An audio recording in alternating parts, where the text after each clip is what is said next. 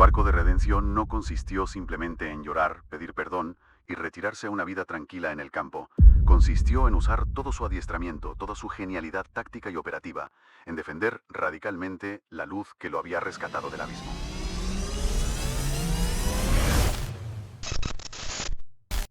Año 30 de nuestra era. Un operativo militar estadounidense súper avanzado se infiltra en pleno corazón de Judea. Sí, pero cuidado que el objetivo principal no tiene, absolutamente nada que ver con documentar la historia bíblica, ni observar pacíficamente y ya está. Claro, nada de arqueología. La misión real, que estaba súper oculta bajo 1000 capas de secretismo gubernamental, era robar el ADN de Jesús de Nazaret. Exacto, para clonarlo en plena Guerra Fría. Es que es una premisa flipante. Es, el choque más extremo que te puedas imaginar, entre el cálculo súper frío de la inteligencia militar moderna y el mayor misterio de la antigüedad. Totalmente. Y lo que resulta aún más fascinante de todo esto, no es la premisa del espionaje en el tiempo en sí, sino lo que le pasa a la persona encargada de ejecutar todo esto. Bienvenidos a este nuevo análisis a fondo. Nuestro propósito hoy es adentrarnos en, yo diría, uno de los arcos de transformación personal más locos y asombrosos que se han documentado en la saga Caballo de Troya y el Diario de Eliseo. Sí, porque quienes siguen estos textos ya conocen las bases, ¿no? Saben de qué va la operación. Pero hoy queremos ir mucho más allá de la anécdota de viajar en el tiempo. Eso es. El objetivo es analizar microscópicamente la psique, la biología y, sobre todo, la redención de Eliseo, que era el segundo piloto.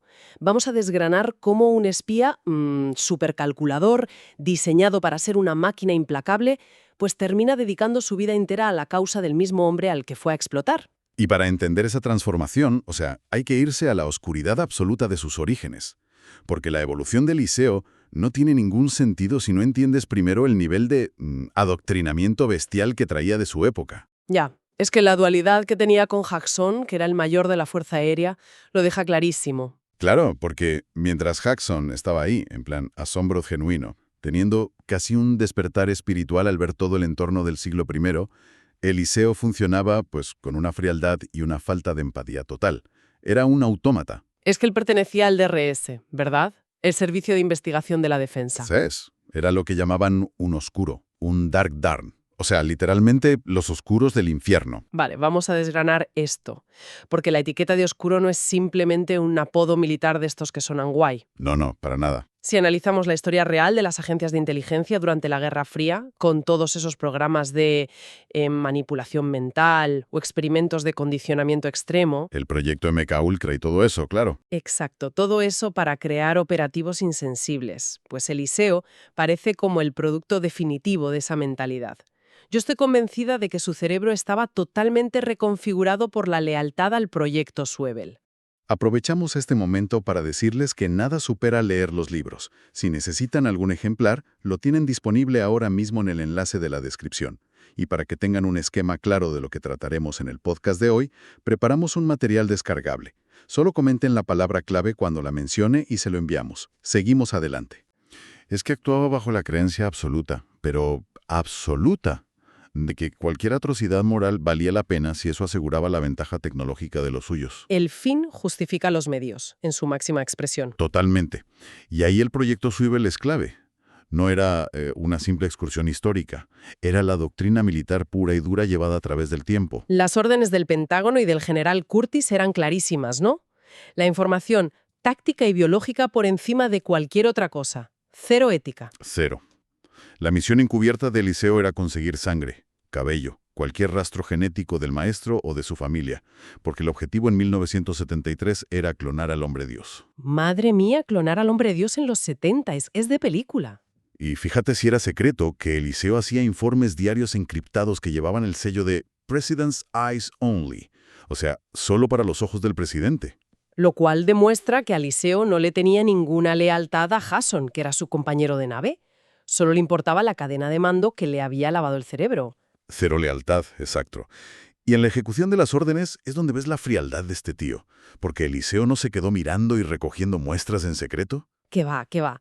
Intervino a tope, saboteó la nave, la cuna, con una precisión quirúrgica para crear crisis artificiales. Sí. Por ejemplo, cuando anuló la contraseña de la pila atómica, la SNAP 27. Que no fue un error informático de, uy, me he equivocado de botón. Para nada, bloquear el acceso a este generador termoeléctrico, que al final es el corazón de la nave, pues provocó fallos en cadena en el sistema ambiental, el famoso ECS.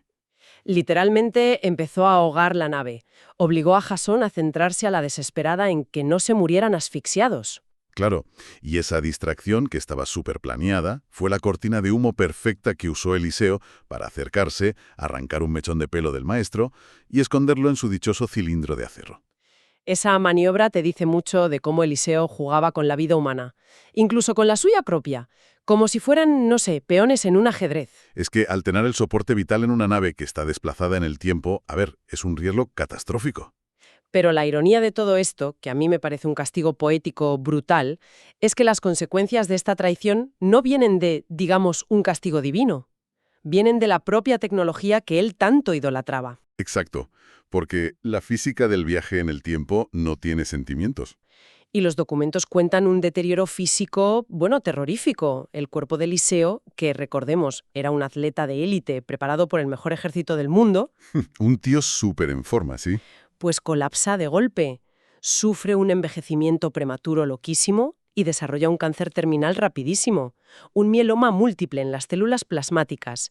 Y esto no pasa por arte de magia, tiene una explicación mecánica. El mieloma múltiple es básicamente que las células de la médula ósea se vuelven malignas, pero en este contexto, con los saltos temporales, las células están sometidas a una tensión cuántica que el cuerpo humano no soporta. Ya, y a eso súmale la radiación. Claro. La radiación que él mismo provocó al manipular las defensas de la cuna durante los sabotajes. O sea, el campo de inversión y esa radiación descontrolada le destrozaron el ADN a nivel de los cromosomas. Es que es poético. El hombre que viaja en el tiempo para robar un ADN divino y perfecto acaba muriéndose porque su propio ADN se deshace a pedazos. Estelita. Y fíjate, esto nos hace plantearnos hasta qué punto los jefes del Pentágono en el siglo XX sabían lo que iba a pasar. Es escalofriante pensarlo. Yo me pregunto si los altos mandos enviaron a sus oscuros del infierno, a su superélite, sabiendo que el campo de contención podía causar mutaciones irreversibles. Yo creo que sí lo sabían. O lo sospechaban. Eliseo se creía intocable, un operativo superior, pero al final era un peón desechable. Carne de cañón. Totalmente desechable. Le mandaron a morir lentamente, desangrándose en el siglo I, solo para que mandara una muestra biológica al futuro. La cosificación del ser humano en su máxima expresión. Y justo este colapso físico, o sea, cuando el cuerpo falla, es lo que hace que su armadura mental se venga abajo. Pasa de escribir informes para el presidente a estar postrado en coma en los huesos. En los huesos, su densidad ósea bajó tanto que se le rompía la pierna o las costillas solo por caerse de la cama. ¡Madre mía! Vomitando sangre, con fiebres delirantes. Y todo esto rodeado de polvo en una época que él odiaba profundamente. Y dependiendo de pastillas antioxidantes que trajeron de los 70s y que no servían para absolutamente nada. Y ahí es donde su ideología se rompe. Esa confesión que hace en su lecho de muerte es el punto de no retorno. Claro, porque él sabe que se muere. Sabe que el ejército de Estados Unidos no va a venir en helicóptero a rescatarlo al año 30. Ya te digo.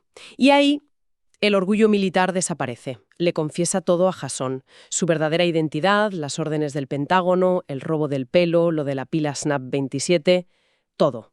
Es un vaciado de conciencia total. Es el momento en el que el superespía desaparece y solo queda, un ser humano muerto de miedo, buscando algo de perdón antes del final. Si conectamos esto con todo el arco de su historia, esta confesión es, el requisito indispensable para lo que viene después. Sin duda.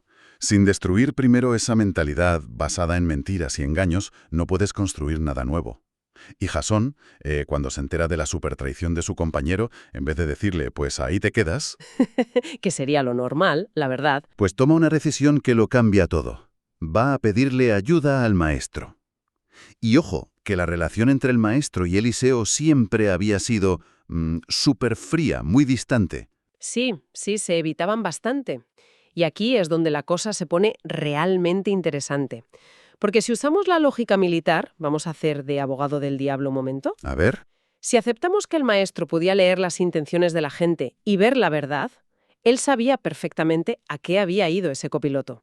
Sabía que era un espía, un ladrón de ADN, una amenaza brutal para él mismo, Totalmente. un instrumento armamentístico. Desde un punto de vista táctico, ¿para qué salvar a la mayor amenaza tecnológica que tienes delante? ¿Por qué curar al tío que ha venido a explotarte biológicamente? No tiene sentido. Es que es una paradoja flipante porque rompe por completo el esquema mental de Eliseo. La respuesta, claro está, en la filosofía del Padre Azul. Una misericordia que es incondicional y que no hace cálculos de riesgo-beneficio, ¿sabes? Claro. Curar a Eliseo no fue un fallo de seguridad o que el maestro fuera ingenuo. Fue, diría yo, una demolición calculada de sus creencias. Al responder a esa gran traición con un amor tan absoluto, desactivó al espía para siempre. El perdón incondicional consiguió lo que ninguna sesión de tortura o lavado de cerebro habría conseguido jamás. Rompió su lealtad al DRS. Y lo transformó en lealtad hacia su Salvador. Y además, ¿cómo ocurre la curación? Es que rompe todos los esquemas técnicos. Es un sábado, 17 de enero, al atardecer. Jasón está rogando por la vida de su compañero a kilómetros de distancia. Y de repente, en la habitación donde Eliseo está prácticamente en muerte clínica, pasa algo inexplicable. Una intensa luz azul inunda toda la habitación. Cubre las paredes, la ropa, todo. Es como si, haciendo una analogía, como si tuvieras un ordenador lleno de virus, a punto de explotar. Si no le pasas el antivirus, sino que un sistema superior formatea el disco duro y te reescribe todo el código de cero, sin errores. Exacto. Una sobreescritura completa que repara el daño celular en tiempo real. Es que es una reconstrucción genómica al instante. Nada de quimioterapia ni meses de recuperación. Eliseo se despierta y no tiene ni un solo marcador tumoral. Y el pelo, que lo tenía blanco por la radiación y el tiempo, se le vuelve negro azabache de golpe. La piel recupera el brillo, los huesos rotos se sueldan en segundos. Es magia cuántica. Bueno, magia divina, más bien. Y entonces, ¿qué significa todo esto a la larga? Porque la curación física es alucinante, ¿vale? Pero se queda en nada si la comparas con el cambio en su identidad. Claro, cuando Eliseo despierta de ese coma, él ya no es del siglo XX. Ya ha sido, digamos, comprado con la moneda de la misericordia extrema. Ya no le debe explicaciones ni al general Curtis ni al presidente de Estados Unidos. Ha cambiado de bando irreversiblemente. Y ahí entra el tema logístico del viaje.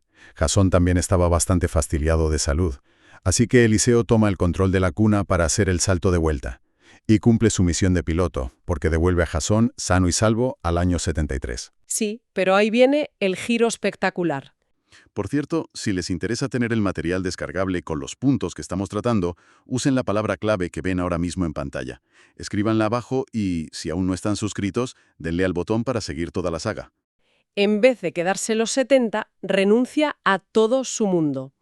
Toma la decisión más radical de todo el proyecto Swivel y programa la nave para volver él solo al pasado. Se pone las coordenadas en el año 28 de nuestra era.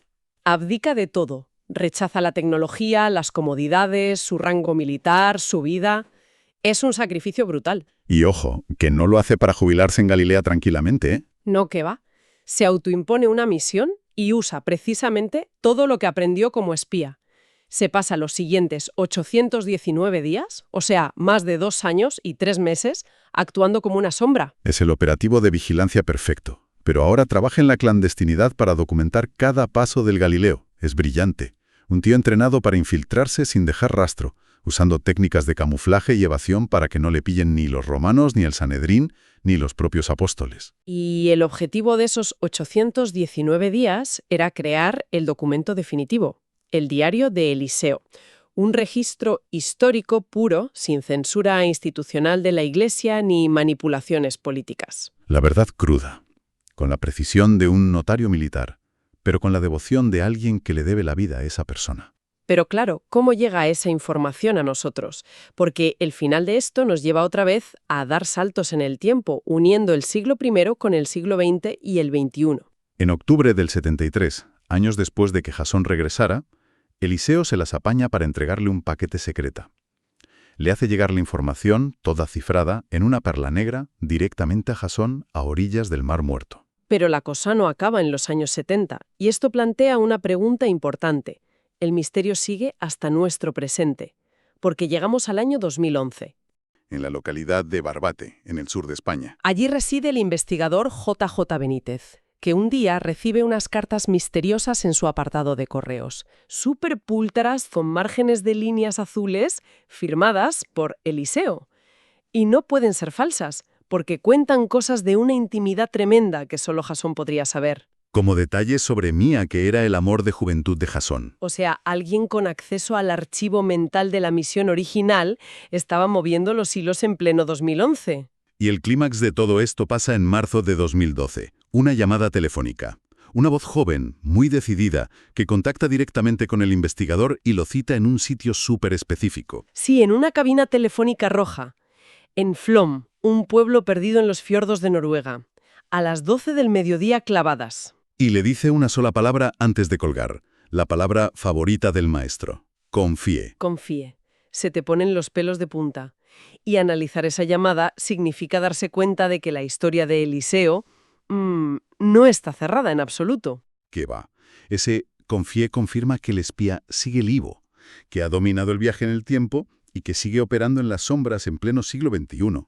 Pero ahora su misión es otra. Ya no esconde secretos de Estado ni roba ADN. Ahora es como el guardián de esta revelación enorme, asegurándose de que la historia salga a la luz de forma íntegra. Es, el triunfo de la empatía sobre el adoctrinamiento más frío de la humanidad. El tío, condicionado para ver a los humanos como simples recursos, acaba entregando su futuro para salvar el legado histórico de su objetivo. Y esto demuestra que hasta la mente más blindada, la de un oscuro del infierno, puede romperse y rehacerse con compasión. La lealtad por gratitud es mucho más fuerte que cualquier lavado de cerebro patriótico. 100% de acuerdo. Bueno, toda esta travesía es fascinante, pero creo que lo que la hace realmente trascendente para quienes nos escuchan hoy no es la tecnología de ciencia ficción ni las grandes conspiraciones geopolíticas, por muy entretenidas que sean. Desde luego que no. Funciona como un espejo espectacular de la condición humana. Nos demuestra que la identidad de una persona nunca jamás está fijada permanentemente. Da igual el bando en el que hayas empezado, la doctrina férrea que te hayan inculcado o, el nivel de oscuridad en el que te muevas. Sí, sí. Si un agente adoctrinado literalmente para no sentir nada, entrenado para la destrucción y el engaño, puede ser reescrito por completo al experimentar una empatía real, significa que esa capacidad inmensa de dar un giro de 180 grados reside en cada uno de nosotros. Totalmente de acuerdo. Demuestra que la verdadera lealtad, la que de verdad transforma sociedades enteras, no se impone mediante jerarquías, miedo o estructuras de poder inquebrantables. No funciona así. Nace de manera natural cuando alguien nos acepta y nos sostiene justo en el momento de nuestra mayor indignidad, justo cuando creemos que menos lo merecemos. El caso de Eliseo es extremo, de película, pero el mecanismo psicológico es universal. ¿Y entonces qué nos debamos de todo esto en el fondo? Que el poder transformador definitivo no está en la tecnología punta ni en las tácticas de manipulación masiva. Está en la gracia incondicional. Ahí lo tienes. Un concepto que parece súper débil frente a la lógica militar, pero que, a la hora de la verdad, es la única fuerza capaz de desarmar a un enemigo desde dentro. Y para cerrar el análisis de hoy, me gustaría lanzar una idea para que la gente que nos acompaña le dé una vuelta. Venga. Hemos analizado minuciosamente cómo un acto de perdón radical borró el resentimiento militar de un espía implacable y cambió el rumbo de toda su historia. Pensemos por un segundo en nuestros propios microcosmos, en nuestras trincheras diarias y los pequeños grandes rencores que justificamos día tras día con nuestra propia lógica militar interna. Si hoy decidiéramos aplicar tan solo una gota de esa misericordia gratuita hacia alguien en nuestras vidas que consideramos que, objetivamente, no la merece. ¡Wow! ¿Qué guerras, ya sean internas o externas, seríamos capaces de detener de inmediato? Pues una pregunta tremenda para llevarnos hoy a la almohada. Y con esa invitación a reflexionar cerramos nuestra inmersión de hoy. Hemos navegado desde las oscuras y densas aguas del Mar Muerto hasta la asombrosa luz de una redención que desafía toda lógica humana. Gracias por acompañarnos en este recorrido y os invitamos a seguir buscando, cuestionando y descubriendo esas perlas de verdad que tantas veces aguardan ocultas en los lugares más inesperados de vuestras propias historias. Hasta el próximo análisis.